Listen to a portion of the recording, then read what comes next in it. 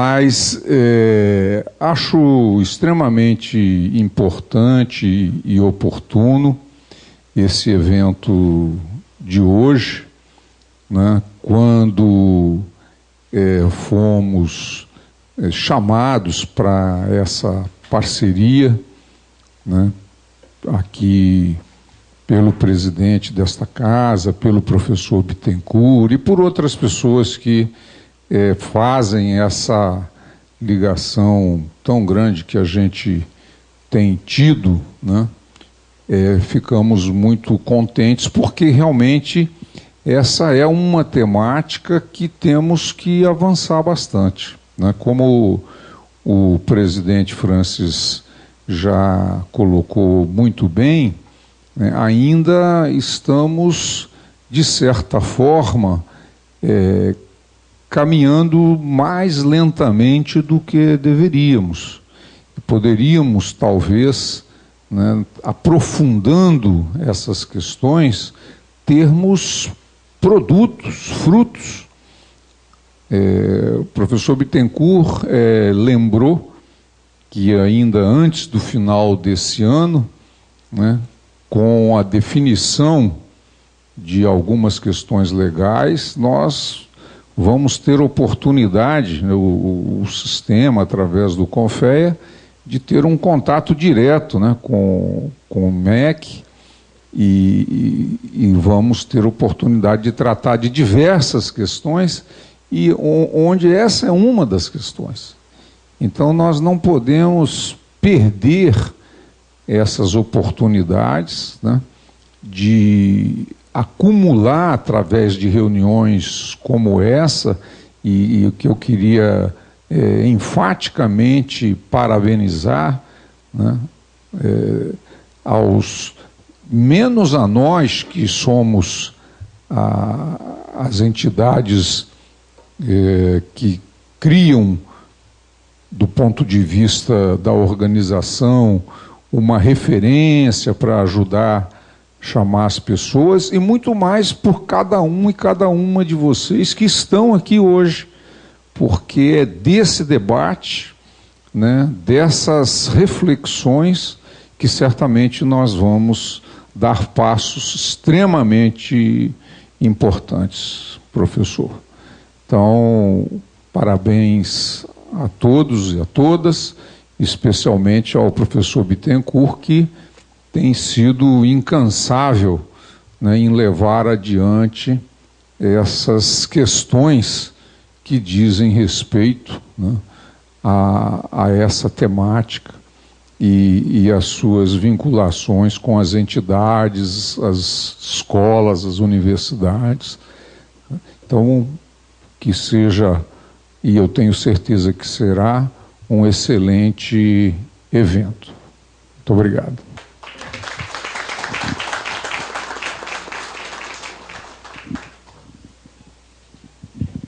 Bem, senhores, obrigado pela abertura da mesa, pela representação. Agora nós vamos formar o primeiro painel. Eu gostaria que o professor Nival permanecesse, que ele faz parte do primeiro painel. Gostaria de pedir ao professor Marco Aurélio, professor doutor da PUC Rio de Janeiro. Ele é especialista na área de atuação de pesquisa do inteligência computacional e nanotecnologia. Gostaria de solicitar a presença também do professor Júlio, da Unisoesc, pós-graduação na área de automação industrial, expert em EAD. O meu colega professor Luiz Biagiotti, comandante, parte de EAD.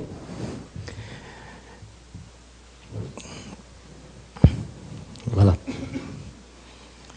Bem, e, finalmente, o nosso querido professor Weber Figueiredo, por gentileza, representando o Cefet-RJ.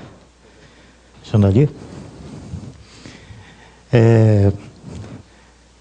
Professor Nival, considere-se moderador da mesa, e já eu sugeria a Vossa Senhoria, se me permite a colocação, que, devido à possibilidade, os três palestrantes que falariam no caso seriam o professor Marco Aurélio, o professor Luiz Biagiotti e o professor Júlio, nosso moderador, que faria o expert, seria o professor Weber, e o senhor é o coordenador do painel. Ok? Bem, boa tarde, senhoras e senhores, a juventude que está aqui presente também.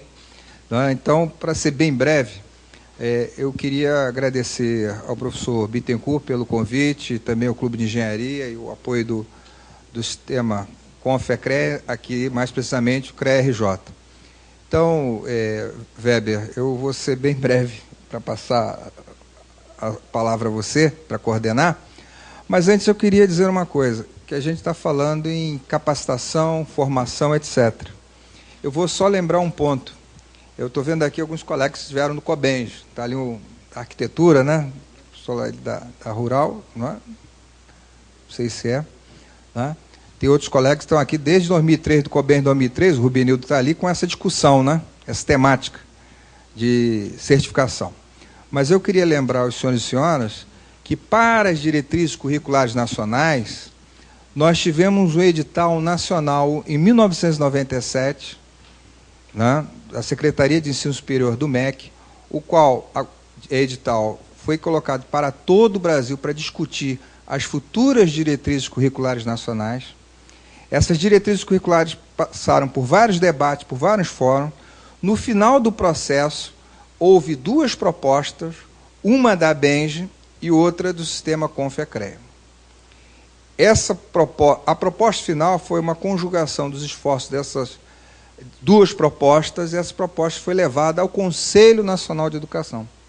Então, as diretrizes nacionais que foram publicadas em 2002, a diretriz número 11, que substituiu a Resolução 48 de 1976 do antigo Conselho Federal de Educação, foi um debate intenso, nacional, de vários fóruns regionais, municipais, etc., para discutir qual era o desejo nacional das diretrizes curriculares que seriam editadas e aprovadas pelo Conselho Nacional de Educação e depois homologada pelo ministro da Educação de então. Então, foi um processo que eu acho que é um processo que todos nós podemos tentar participar novamente desse desejo de se vai haver mudança ou não, se ainda estamos consolidando essa efetivação das diretrizes.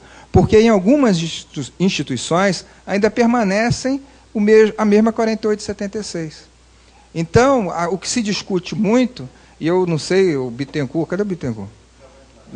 Se eu vou ter tempo de falar, porque eu só estou dando uma abertura para resgatar a história de um processo. Então, eu mais uma vez agradeço, mas em um dado momento eu queria falar um pouquinho mais sobre a questão. Tá ok? Então, muito obrigado e estou uma honra de estar aqui na presença das senhoras e senhores e dessa dileta mesa aqui. Muito obrigado.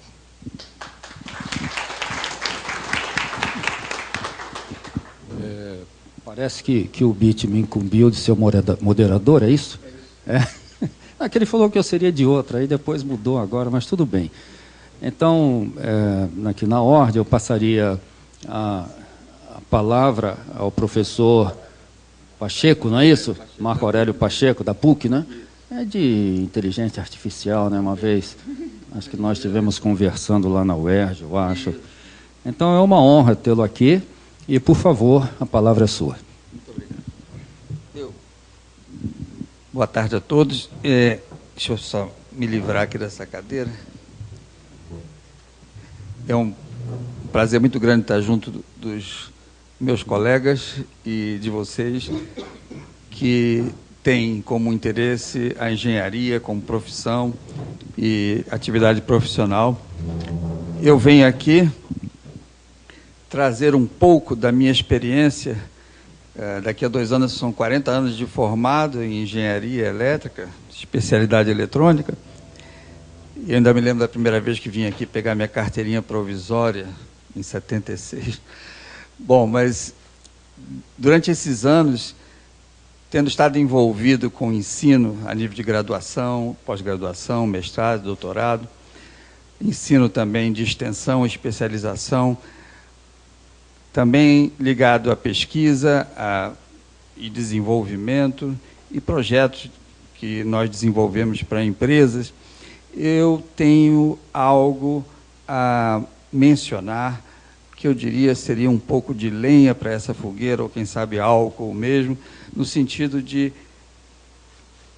que problemas nós temos e que talvez soluções possamos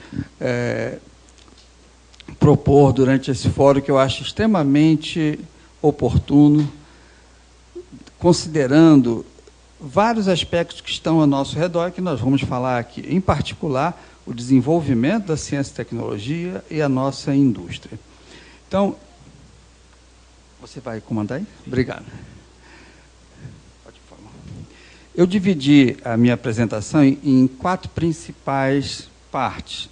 Todas elas buscam trazer alguns problemas, ou mesmo algumas poucas sugestões, para as questões de capacitação, certificação e a parte profissional do engenheiro de um modo geral. Eu dividi em universidade, ciência e tecnologia, indústria, inovação e empreendedorismo.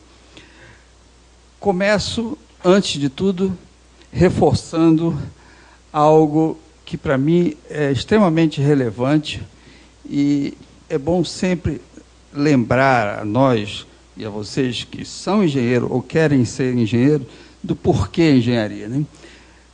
Na minha profissão, eu percebi que não existe nada mais sólido e mais palpitante do que o que a engenharia nos dá de base acadêmica para o desenvolvimento de ciência, tecnologia e da solução de inúmeros problemas.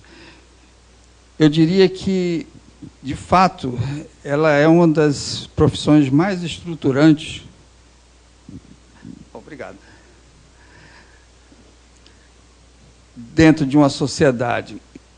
É através dela que nós vamos encontrar a ação inovadora e de força criativa para todas as áreas, não só ligadas à engenharia. Eu diria que, hoje em dia, a engenharia é a base de várias profissões, como medicina, odontologia e outras, nas quais os equipamentos e os aperfeiçoamentos, a modernização depende ou dependeu do engenheiro através dos anos. O engenheiro é, de fato, um indicador do desenvolvimento de uma sociedade. E, portanto, eu tenho um pensamento que eu diria um tanto quanto insano, e que muitos não gostariam de ouvir, mas acho que todo profissional devia começar fazendo engenharia, depois seguir a profissão. Porque a base que o engenheiro tem sobre a solução, sobre a visão de problema e sobre as ciências básicas que afetam todas as profissões é enorme e fundamental. Dito isto, eu quero fazer na verdade, uma homenagem e uma referência a nós engenheiros, porque temos uma formação extremamente importante.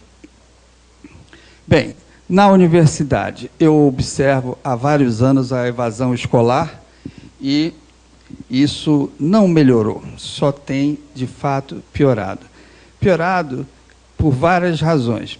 Uma das razões é que o aluno deixou de ser o aluno filho do papai e da mamãe para ser o aluno trabalhador que tem que trabalhar para estudar. Isso vem mudando através dos séculos, né, ou através dos anos. Eu nunca trabalhei enquanto estudei, meus pais patrocinavam, e meu pai e minha mãe são pessoas digamos, de classe média baixa. Hoje em dia, uma classe média alta tem dificuldade de manter um aluno na universidade, não só pelas taxas escolares, mas por todo o custo de transporte, de alimentação, de livros, e isso vem afetando muito a universidade. Alunos cada vez menos preparados, ou menos dispostos, ou com tempo suficiente para se dedicar à universidade. Eles entram e saem das aulas muito preocupados com seus empregos, com a sua sobrevivência, porque eles dependem mais do emprego para estudar do que qualquer outra coisa. E isso nos leva à questão, seria possível fazer com que os alunos tivessem algum benefício financeiro? Existe bolsa de iniciação científica? É muito pouco, coisa de R$400. Existem estágios, né? Existem estágio nas próprias universidades, em laboratórios de pesquisa, de desenvolvimento, os quais eu destaco... Opa! Desculpe aqui. Que eu destaco. E isso vem caracterizando a universidade como um grupo de alunos que buscam a formação mais suave, mais rápida e, digamos, menos profunda em certas questões científicas daqueles que anteriormente buscavam programas mais, digamos, cientificamente exigentes, como engenharia elétrica, né? Caracteristicamente uma das mais difíceis. Então, nós temos hoje muitos alunos na engenharia de produção, coisa de 1000 alunos, enquanto temos menos de 100 numa engenharia elétrica. E a questão está não só na facilidade, digamos assim, da diferença entre os programas, mas principalmente na perspectiva que o aluno tem de facilmente se engajar no mercado de trabalho mais rapidamente, né? Sair do sufoco financeiro. Eu tenho argumentado que os programas poderiam mudar nesse sentido. Tradicionalmente, um programa de engenharia apresenta as ciências básicas nos 2 primeiros anos, o famoso ciclo básico da engenharia, onde o aluno recebe uma enxurrada de conhecimentos de matemática, cálculo, álgebra, física, materiais, química, e se questiona o que eu vou fazer com tudo isso. Ao mesmo tempo, o mercado busca, digamos, uma mão de obra de gabarito e mais barata, sem os custos trabalhistas, que é o estagiário, e os encontra com pouca habilidade ainda, porque eles estão estudando matemática, física, etc., e o mercado procura uma habilidade profissional. Então, o aluno se sente muitas vezes desestimulado de estudar aquilo tudo, questiona, o que eu vou fazer com isso tudo, e só vai ver a utilidade disso, muitas vezes de maneira subjetiva, no ciclo profissional. Eu acredito que a engenharia poderia rever esse princípio e apresentar ao aluno, no começo do curso, vários aspectos profissionais de cada campo da engenharia, suficiente para que ele possa começar a trabalhar e, ao mesmo tempo,